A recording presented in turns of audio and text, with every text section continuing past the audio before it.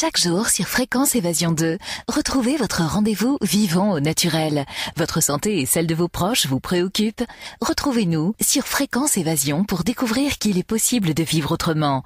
Rester en bonne santé n'est plus un mystère. Nous parlons des médecines alternatives, du végétarisme et les bienfaits des produits biologiques.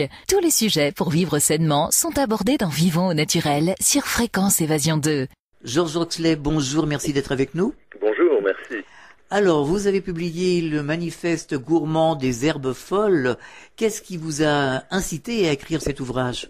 Eh bien, on ne pense pas assez à toutes ces herbes qui sont autour de nous, qu'on prend pour des mauvaises herbes la plupart du temps, alors que d'un côté, ce sont des plantes qui sont bio-indicatrices, c'est-à-dire qu'elles ne poussent pas par hasard, elles poussent parce que les conditions du sol permettent, répondent à leur ADN, aux conditions qu'elles aiment, et donc, d'un côté, elles nous permettent d'engager un dialogue avec la Terre, parce que comme il y a ces plantes depuis plus de 500 000 ans partout, il y a des graines partout, et elles lèvent leur dormance, elles germent, quand les conditions sont là. Et donc c'est comme si la Terre nous parlait et nous disait, voilà, aujourd'hui je suis comme ça, ici je suis comme ça, ici je suis comme ça. Et alors, parmi toutes ces plantes, par exemple en France, et là surtout dans le Midi, vous avez énormément de chance, parce qu'on a 7000 plantes, et sur ces 7000 plantes, on en a un peu plus de 4000, et même beaucoup plus à peu près 4000 de comestibles. Et parmi ces 4000 comestibles, il y en a à peu près 1000-1500 qui sont absolument délicieuses. C'est-à-dire que ce sont des ressources incroyables et absolument oubliées, parce qu'avant on les connaissait bien mieux, mais oubliées pour notre gastronomie. Et en plus de ça, elles nous font du bien. C'est-à-dire que ce qu'elles font sur la Terre, parce que les plantes suivent l'évolution, tout à l'heure je vous ai dit qu'elles étaient bio-indicatrices, mais en même temps qu'elles sont bio-indicatrices, elles font un travail sur le sol. Et justement, nous, ethnobotanistes, biologistes, quand on cherche des principes actifs pour des cosmétiques ou des pharmacies ou d'autres choses, je ne sais quoi encore, eh bien, on va d'abord rechercher le biotope. On s'intéresse aussi à la famille parce qu'on a des petites clés comme ça, et donc les familles sont connues pour faire une telle chose ou recéler des membres de la famille qui sont plutôt spécialisés dans des choses particulières. Mais ce qui est aussi très important, c'est de reconnaître le biotope. Je prends un exemple. La criste marine que vous avez sur les pierres en Méditerranée, donc qu'on appelle le fenouil marin aussi, eh bien, elle est face aux embruns, elle est en première ligne, bien sûr, devant et elle pousse sur les cailloux. Eh bien, la criste marine qui pousse sur les cailloux en première ligne, devant les embruns, sous le soleil, et sous le cagnard et tout ça, eh bien, elle nous fournit un des principes actifs qui font dissoudre les cailloux dans les reins, donc les calculs. Deux, elle a un sucre donc, qui s'appelle le rhamnose, qui est devenu très très cher récemment parce que les cosmétiques s'en ont emparé, pour faire des crèmes anti-rides. Mais quand on la mange, celle-là, eh bien, il se passe exactement la même chose. Et en plus de ça, c'est bourré de vitamines, parce que la criste marine, par exemple, était utilisée, c'était l'un des secrets de l'armée britannique, pour avoir la dose de vitamines tout le temps, parce qu'elle se conserve très très bien, donc avec ses sucres et ses mucilages qui sont antioxydants, mais en plus de ça, elle préserve ces vitamines, donc la vitamine C qui est très fugace, qui est très sensible à l'air et tout ça. Et donc, c'était une source contre le scorbut. Et quand vous regardez bien cette criste marine, non seulement elle est assez appétissante, mais en plus de ça, elle est bien dodue, elle résiste bien, alors qu'elle est vraiment battue par la mer, elle peut être asséchée par le soleil, et elle ne bouge pas. Alors vous avez dû en trouver dans le massif de l'Estérel? Alors, la criste marine, c'est plus directement devant carrément devant, la mer, carrément devant. Sinon, le massif de l'Estérel, c'est une ressource incroyable. Il y a, par exemple, dans le massif de l'Estérel, en bas, dans les anciens endroits qui étaient un peu cultivés, il y a toute une série, par exemple, dans les ruisseaux, il y a la barbarée. assez extraordinaire. La barbarie, c'est la plante de la Sainte-Barbe, mais c'est le cresson sauvage. Et ça, on trouve ça dans les cours de rivière, ça va pousser. Ça pousse à partir de fin novembre, début décembre. Et c'est des vitamines pour l'hiver, quand on a le plus besoin. Et en plus de ça, il y a dans la barbarie quelque chose un principe actif qu'on appelle l'acide névronique. C'est un glycoside, comme on dit, qui est un des précurseurs de la myéline. Et donc, quand on mange de la barbarie, eh bien, on entretient la myéline du cerveau, donc l'espèce de couche graisseuse qui entoure nos neurones. Donc, c'est très très bien, très bon. En plus, c'est un goût de persil, de cresson très très fort, donc on n'a pas besoin d'en mettre beaucoup. C'est très nourrissant. Il y a aussi dedans un acide aminé qui s'appelle la proline, qui est l'acide aminé essentiel qu'on ne peut pas faire nous-mêmes et donc dont on a absolument besoin de trouver dans la nature et qui nous permet de faire nos protéines et donc nos muscles. Donc c'est essentiel. Et justement, ces plantes sauvages, leur intérêt par rapport aux plantes cultivées, c'est qu'elles sont en symbiose avec un sol vivant. C'est-à-dire que le sol n'a pas été travaillé pour qu'elle pousse. Il n'a pas besoin d'être travaillé. Et c'est très important parce que cette symbiose, qui est la vie du sol, qui est la vie respectée du sol, elle nous permet d'obtenir tous les acides aminés. Parce que dans la vie, il y a 22 acides aminés, et sur ces 22 acides aminés, il y en a 9 qu'on appelle essentiels. Pourquoi essentiels? Parce que nous ne savons pas les fabriquer. Et donc, il faut absolument qu'on les trouve dans la nature. Et dès qu'on laboure un champ, dès qu'on laboure un potager, ces légumes qui vont pousser ne sont plus en symbiose avec les mycéliums, c'est-à-dire les champignons qui poussent dans les sols, qui sont comme des filaments, qui se branchent sur les racines des plantes sauvages, et qui, ces mycéliums, avec l'aide des bactéries, savent fabriquer ces 9 acides aminés qu'on appelle essentiels.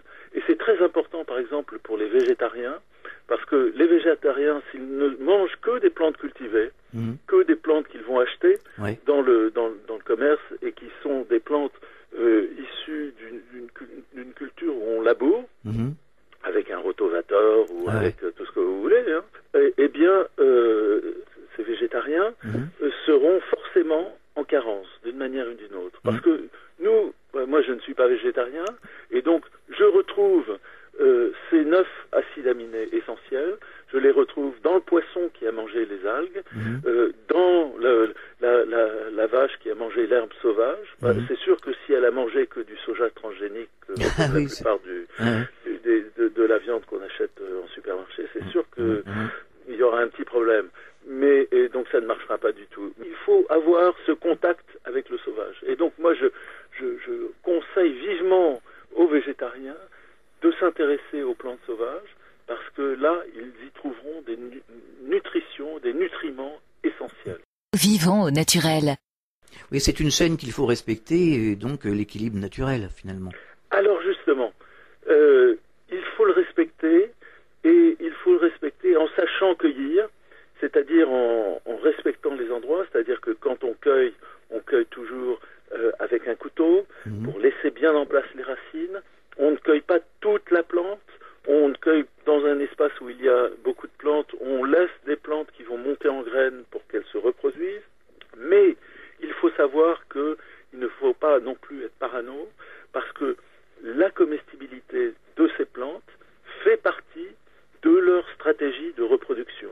Et donc il est très important de garder cette relation avec le sauvage, avec ces plantes, ces herbes folles, pour préserver notre biodiversité et continuer à la multiplier et à la répandre autour de nous. Ce sont des plantes, vous savez, moi j'ai un peu travaillé avec Théodore Monod, on a fait un film ensemble, et il me disait toujours, écoute Georges, tu vois, l'homme, bon à l'époque, donc il est mort avant 99, donc enfin 99, donc à l'époque on croyait que l'humain avait 2 400 000 années, 400 000 ans. Maintenant, avec Michel Brunet, on sait que depuis la découverte de Toumaï, on sait qu'il a 8 millions d'années. Donc, vous imaginez maintenant, il me disait toujours, place ces 8 millions d'années sur 24 heures. Eh bien, matin, midi et soir, l'homme aura mangé des plantes sauvages, des herbes folles, le sauvage. Et puis tout d'un coup, 1 minute avant minuit, il se met à cultiver. Et voilà ce qui se passe. Et donc, dans l'échelle de l'évolution, notre rapport, et en plus de ça, nous, on a perdu un petit peu on perd toujours ce rapport avec le sauvage depuis assez récemment, mais l'agriculture qui a 10 000 ans, c'est une goutte d'eau dans notre évolution. Et en plus de ça, donc nous, ça fait à peu près 50-60 ans qu'on a perdu depuis la dernière guerre mondiale, qu'on a perdu vraiment ce rapport au sauvage. Eh bien voilà, c'est rien du tout. Et donc il y a beaucoup d'organismes aussi d'organes que nous avons qui ont été formés par le sauvage. Par exemple, il y a une plante extraordinaire que vous avez dans le Midi qui s'appelle l'asphodèle. L'asphodèle, on ne pensait pas que ça puisse se manger. Même Parmentier a fait la publicité de sa pomme de terre en disant auprès des gens du Midi, en disant que l'asphodèle était toxique. Mais Théophraste, donc 200, 300 ans, 250 avant Jésus-Christ, il disait mais ils sont fous ces gens qui mangent plus d'asphodèle et de mauve. Et voilà, dans l'asphodèle, ce qui est génial à manger, c'est alors là, il faut y aller. Donc au contraire, c'est pas parce qu'il faut prendre des tubercules. Mais il y a tellement de tubercules dans l'asphodèle que vous n'arriverez jamais à tous les enlever. Donc si vous arrachez la plante avec ses tubercules, il en restera toujours à l'intérieur, prêt à repartir. Donc pas de problème là-dessus. Mais alors, vous prenez les petits tubercules bien jaunes et tout ça, et vous pouvez les faire mariner, par exemple, dans du vinaigre. Vous pouvez les faire en patates, comme la tortilla espagnole. Eh bien, vous pouvez les faire exactement comme des patates sautées. C'est hyper nourrissant. C'est beaucoup plus nourrissant que des patates ou quoi que ce soit. Et alors, ce que l'on a trouvé depuis donc 2 ans, on a fait la phylogénèse, donc la recherche de l'historique, en fait, génétique, des bactéries et des lactobacilles qui vivent en symbiose autour de l'asphodèle, autour de ces tubercules, et aux grandes choses incroyables, on a trouvé que l'origine des lactobacilles, des Escherichia coli qui vit dans notre côlon venait de ces bactéries de l'asphodèle. Et donc, quelque part, maintenant, on peut imaginer que l'asphodèle nous a permis de manger des choses dures. Parce que l'asphodèle, il y a beaucoup de fibres dedans. Il y a aussi des sucres et tout ça. Et alors, avant, on mangeait les feuilles frites et tout ça, et les graines frites. Personnellement, moi, j'ai jamais essayé. Et en plus de ça, c'est très amer, en fait. Donc, je conseille plutôt de rester sur les tubercules. Parce que, en fait, on utilise, avant, vous connaissez la burrata, cette espèce de... donc la bonne mozzarella, mais qui est fraîche et coulante et crémeuse, double crème à l'intérieur. Eh bien, pour le transport, la feuille verte que vous voyez autour de la burrata, à l'origine, parce que maintenant ils mettent un peu tout et n'importe quoi, mais à l'origine c'était des feuilles d'asphodèle, parce que c'est bourré de tanins, bourré d'antioxydants, et c'est un conservateur, et ça permet au lait de ne pas tourner en même temps. Donc ça le protège de l'oxygène, et ça le maintient frais. Donc les burrata étaient livrés dans des feuilles d'asphodèle. Mais maintenant, je crois que c'est plus le cas. C'est certain.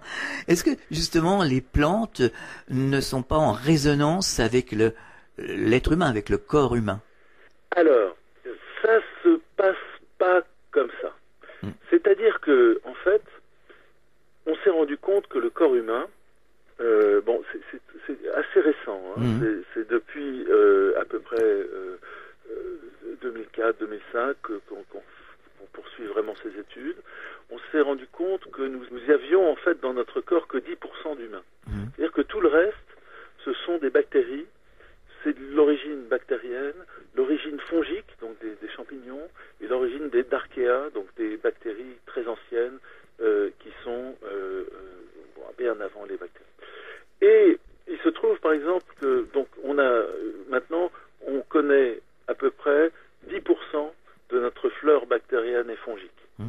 L'année dernière, on a découvert, et on est encore en train de les identifier, on a découvert que rien que sur la peau de notre visage, il y avait environ un peu plus de 200 bactéries et champignons qui vivaient en symbiose et qui nous protégeaient. C'est énorme, ça. Nous mangeaient, nous protégeaient. Donc nous sommes un être, nous sommes un biome nous-mêmes, nous sommes un biotope nous-mêmes. Et quand on étudie par exemple notre tube digestif, donc du haut jusqu'en bas, on se rend compte que on y retrouve des bactéries qui sont très proches de celles du sol. Et parce que en fait, le sol, c'est aussi un grand système digestif. Le rôle du sol, c'est que quand il y a quelque chose, une feuille qui tombe dessus, on est en automne, eh bien qu'elle soit digérée. Voilà. Alors, c'est très dur de parler, que ça soit avec les acides aminés ou avec des bactéries. Dans une petite cuillère, vous en avez 2 milliards.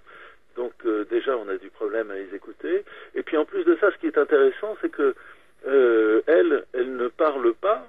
Donc voilà, pour dire bonjour et tout ça. Pour dire bonjour, qu'est-ce qu'elles font? Elles échangent directement des gènes. Donc elles se parlent c'est comme si elles... donc là, elles ont un problème, et puis s'il y en a une qui sait résoudre ce problème, paf, elle lui passe son application. Vous voyez, c'est un petit peu comme les iPads ou les machins, l'informatique.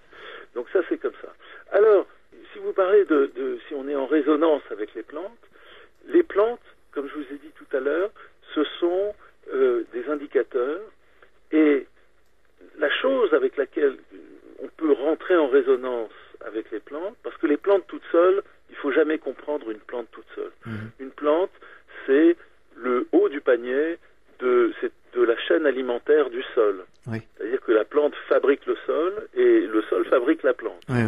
Et donc c'est dessous la plante, autour de ses racines, il y a toute une vie et une chaîne alimentaire. Et quand je vous disais avant des choses qu'il ne fallait pas labourer et tout ça, parce qu'on rompait cette vie dans le sol. Et en plus de ça, en faisant du labour, par exemple, les bactéries qui sont en surface du sol, en haut, elles vivent avec l'air. Et les bactéries qui sont en dessous, elles vivent sans air. Et donc le labour, qu'est-ce que ça fait? Ça met les bactéries qui vivent avec l'air, ça les enterre, et les bactéries qui vivent sans air, ça les met à l'air. Donc tout le monde est mort. Voilà. Et alors, il y a une chose qui est très importante. Donc, moi, je conseille des agriculteurs beaucoup, et c'est pas du militantisme, c'est juste du bon sens. C'est leur apporter un savoir scientifique et rapprocher la manière de faire de l'agriculture vers des connaissances scientifiques et vers nos recherches, et les appliquer et les transmettre pour qu'on ait non seulement une meilleure agriculture, mais qu'on en ait encore plus. Voilà. Et surtout, qu'on travaille moins. Vivons au naturel sur Fréquence Évasion 2. Justement, qu'est-ce qu'il faudrait faire aujourd'hui? Quand on fait bien les choses, quand on cède de la dynamique du sol, de la terre, quand on a un sol vivant, le sol vivant, il est pour accélérer et magnifier les productions.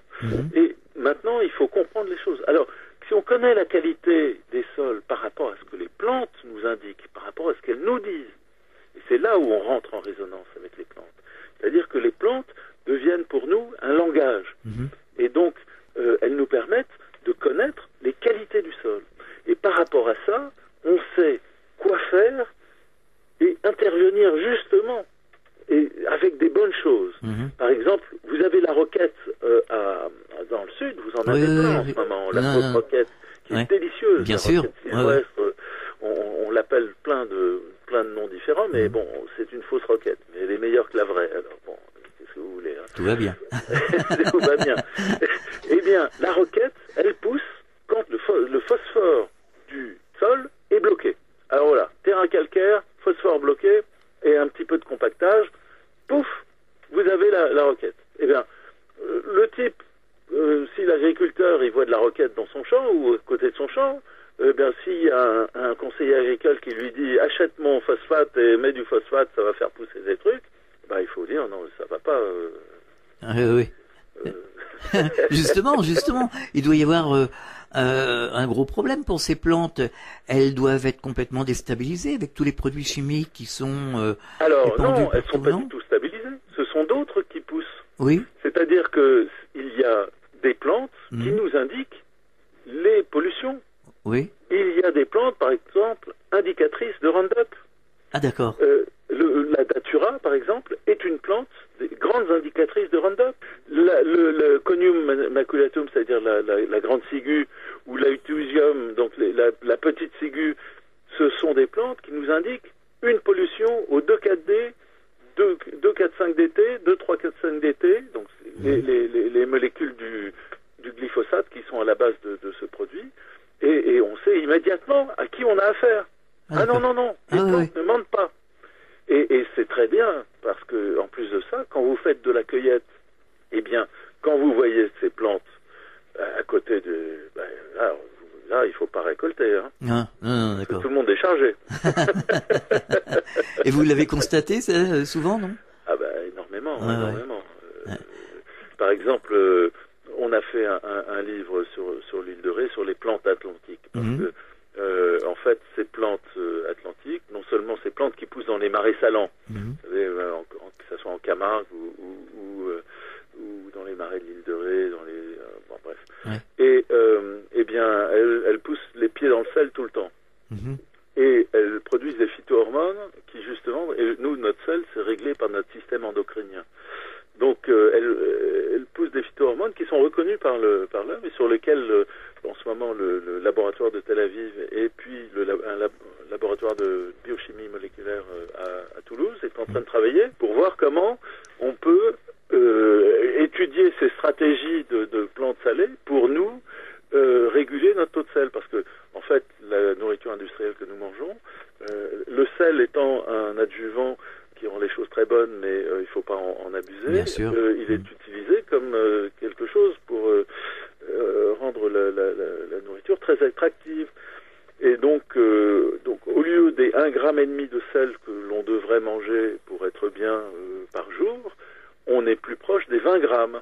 C'est beaucoup, et ça. Alors, ça fait quoi? Ça fait des obèses, des veines qui commencent, des artères qui commencent à se rigidifier, ça fait des problèmes de thyroïde, donc ça, parce que ça tire sur les régulations des glandes, donc les femmes se font l'ablation de la rate, enfin, pas de la rate, de la bile, enfin on arrive à des points absolument fous. Donc voilà. Et en plus de ça, donc ces plantes-là, il y a à Oxford University en Angleterre, depuis maintenant 3 ans, un groupe de chercheurs qui se réunissent du monde entier dans un centre de recherche qui a été monté, qui s'appelle Nutrition et Cerveau. Et il se trouve que l'une de leurs conclusions, qui est devenue un thème de recherche pour plusieurs universités et centres de recherche dans la planète maintenant, est de dire que les plantes qui sont des marais salants ont toutes les qualités nécessaires et ils sont hyper concentrés en nutriments qui sont nécessaires à notre cerveau, qui sont donc l'iode, les oméga 3, des antioxydants divers et multiples, vitamines et tout ça. Et donc, ils en sont venus au fait de dire que l'homme, pour avoir un cerveau aussi développé par rapport aux autres espèces, eh bien, il a dû rester pendant 1 million d'années à se nourrir intensivement de ces aliments. Et alors, ça devient très drôle parce que quand vous allez dans les salins de Giraud et tout ça, en Camargue, à Sainte-Marie-de-la-Mer et tout ça, chez nous, mais qu'est-ce qu'il y a à manger? C'est de la nourriture pour taureaux ou n'importe quoi. Eh bien voilà, c'est de la nourriture pour taureaux. C'est-à-dire que vous avez là-dedans beaucoup de plantes de la famille des amarantacées, donc ça veut dire la salicorne, ça veut dire la triplex, donc cette espèce de buisson qui sert pour faire des haies et qu'on appelle aussi l'herbe à chameau. C'est la limione qui pousse directement dans le sel. Et donc toutes ces plantes, elles sont hyper protéinées. Et donc l'OMS a fait un rapport là-dessus, sur ces plantes donc, de la famille des amarantes, et ils ont découvert qu'il y avait autant de protéines dans ces plantes, ces amarantacées, que dans la viande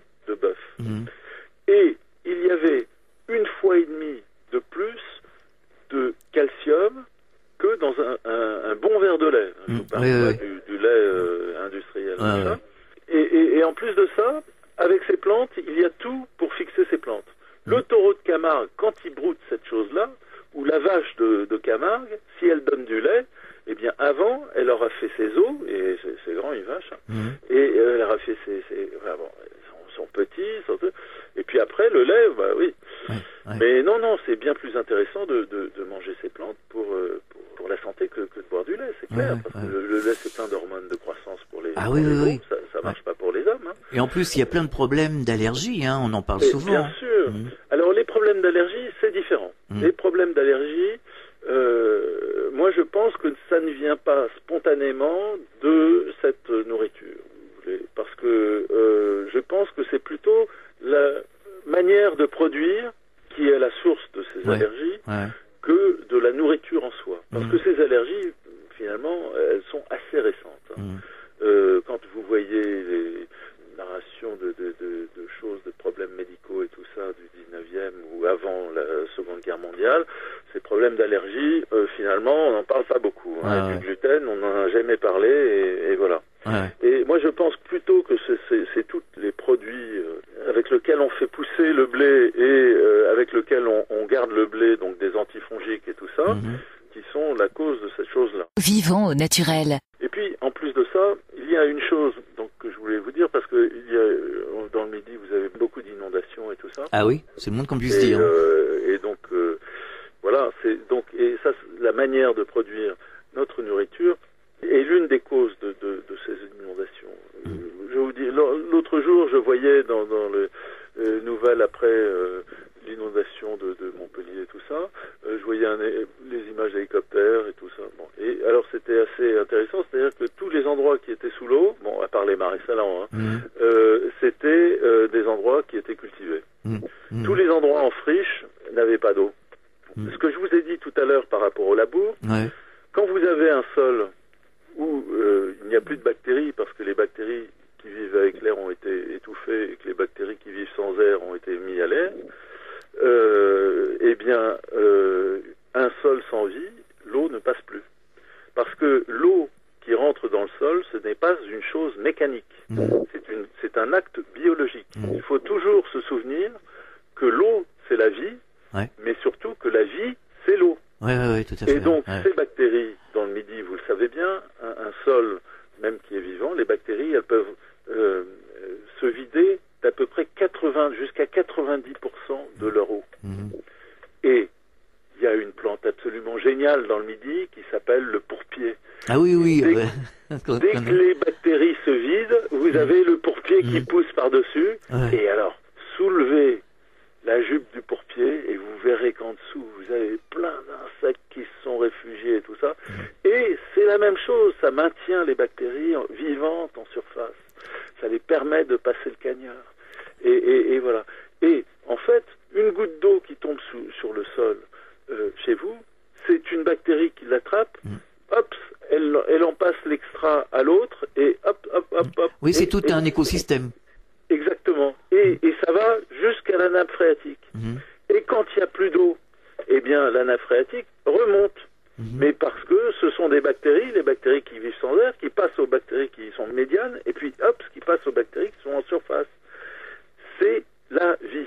Mais aujourd'hui, quand vous voyez, les inondations de Montpellier nous ont bien montré, quand vous avez une goutte d'eau que le terrain est mort, elle n'arrive pas à rentrer. Donc elle glisse. Et elle emporte la terre avec elle. Et vous avez des rivières qui deviennent marron, plein de terre, de la terre morte. Et après, bon, ça c'est l'autre phénomène, c'est que comme en surface toutes les bactéries sont mortes, il ne reste plus que les bactéries qui sont en dessous, donc qui vivent sans air. Et là, le problème, c'est que maintenant, et ça c'est une chose qui est hyper importante aujourd'hui, par exemple dans les constructions, pour la dépollution des sols.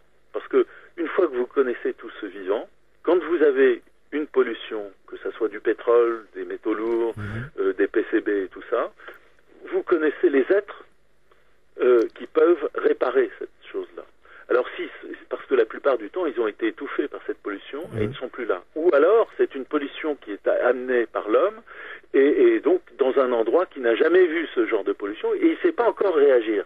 Donc il faut absolument apporter ne serait-ce qu'un tout petit peu de bactéries qui sont spécialisées dans la manière de réagir face à des PCB, face à du métaux lourd, de l'antimoine ou n'importe quoi, parce que, comme je vous ai dit tout à l'heure, ces bactéries vont transmettre les gènes à toute allure. Et ces gènes-là vont passer à toute allure, et le problème peut être résolu en très peu de temps. Et ce que je voulais dire, dans les sols, donc, qui n'ont plus la superficie vivante, et qui n'ont plus, donc, cette espèce de tube digestif, cette espèce de chaîne alimentaire, où l'être qui est en haut est aussi important que l'être est en bas. C'est une pyramide, et si on enlève un être au milieu, tout s'écroule. Eh bien, le sol, c'est exactement la même chose. Et aujourd'hui, on voit des sols où, et ce qu'on a trouvé aussi assez récemment finalement, et que dans la table de Mendeleïev des éléments qui fabriquent toutes les matières de la planète, eh bien, chaque cycle des éléments, c'est-à-dire chaque équation qui est équilibrée, a un égal au milieu. Et cet égal, ça veut dire, c'est l'équilibre. Dans la Terre, l'équilibre est très fugace. L'équilibre est toujours en évolution. Alors c'est plus un équilibre en spirale qui monte ou qui descend qu'un équilibre atone, bien une mer plate. Et en fait, cet pseudo-équilibre est organisé et maintenu par un catalyseur qui est vivant. Et ce catalyseur, c'est ou une bactérie ou un archéa. Alors, je ne veux pas vous rentrer dans des détails trop techniques, mais ce que je veux dire, c'est que on est sur Terre, et sur Terre, la vie est partout. Même dans le cycle du plomb, il y a des bactéries qui empêchent le plomb de devenir un plomb ultra chargé en éléments, en particules, en électricité. Et c'est une bactérie qui fait ça. Et dans le sol, c'est le jeu entre ces bactéries qui vivent sans air et ces bactéries qui vivent avec l'air. Et donc, quand la surface est complètement morte, au-dessous, eh bien, il y a des nitrates qui deviennent des nitrites. Donc, des fers qui, au lieu d'être fer 2+, deviennent des fers 3+. Des aluminiums, au lieu d'être 2+, et d'être un ion assez anodin, il devient 3+, et il devient un super prédateur endocrinien, perturbateur, dingue. Et on se rend compte que les vaches, ou ce qui est produit dans un endroit où il n'y a que donc un monde en dessous qui vit sans air, qui est étouffé, eh bien, se charge en métaux qui sont pathogènes. Et là, ça devient grave, parce que ce sont des perturbateurs du système nerveux, donc ça rend les gens agressifs. Et donc finalement, moi j'en viens à la conclusion, qui est une conclusion qui au début, qui il y a quelques années était encore intuitive, mais qui commence là à être sérieusement prouvée. Et donc il y a eu une publication dans le Journal of Psychiatry en juin 2013 aux États-Unis qui relatait donc la publication de deux études de UCLA et Berkeley qui démontraient que dans les cantines des enfants, la violence au milieu des enfants, c'était pas du tout une source génétique, ou c'était pas parce qu'ils étaient perturbés par leurs parents ou par la violence de... Non. L'origine de l'agressivité chez les enfants était due à la mauvaise qualité de la nourriture des cantines, donc qui étaient en carence de plusieurs minéraux et oligo-éléments, et que en réalité, ils commencent à se pencher sur la qualité des métaux qui sont à l'intérieur. Et donc c'est pas facile de découvrir, parce qu'il faut le savoir, ça. Il faut déjà avoir l'intuition de ça. Quand on ne découvre que ce qu'on cherche vraiment. C'est l'heureux scientifique qui trouve des choses par hasard, c'est pas tous les jours. C'est vrai. Hélas. La plupart du temps, si on cherche quelque chose, c'est qu'on sait ce qu'on va trouver. Enfin, on cherche ce qu'on sait qu'on va trouver la plupart du temps. Et donc, voilà, c'est très récent de savoir. Donc, ce n'est pas souvent le manque ou le trop-plein de métaux ou d'oligo-éléments qui sont à l'intérieur de notre nourriture. C'est justement là, on parle de qualité. et donc on parle d'oligo-éléments qui ne sont pas sous des formes pathogènes. Georges Oxley, est-ce qu'on peut vous retrouver sur Internet? Oui, bien sûr. Moi, j'ai un site qui s'appelle SOS Soil, donc c'est très un peu Robin des Bois. Hein, non, mais bah oui, mais ça veut dire SOS, ça veut dire Save Our Soil, donc sauvons notre sol. Voilà. D'accord. Parce que je pense que c'est très important et c'est une c'est une chose qui m'a toujours passionné et j'ai toujours orienté mes recherches là-dessus. Georges Oxley, merci d'avoir participé à cette émission. C'était un réel plaisir, c'était passionnant et j'espère qu'on se retrouvera une prochaine fois sur cette antenne. Oui. Et à très bientôt. À très bientôt, au revoir. Au revoir. Sur Fréquence Évasion, vivons au naturel. Fréquence Évasion.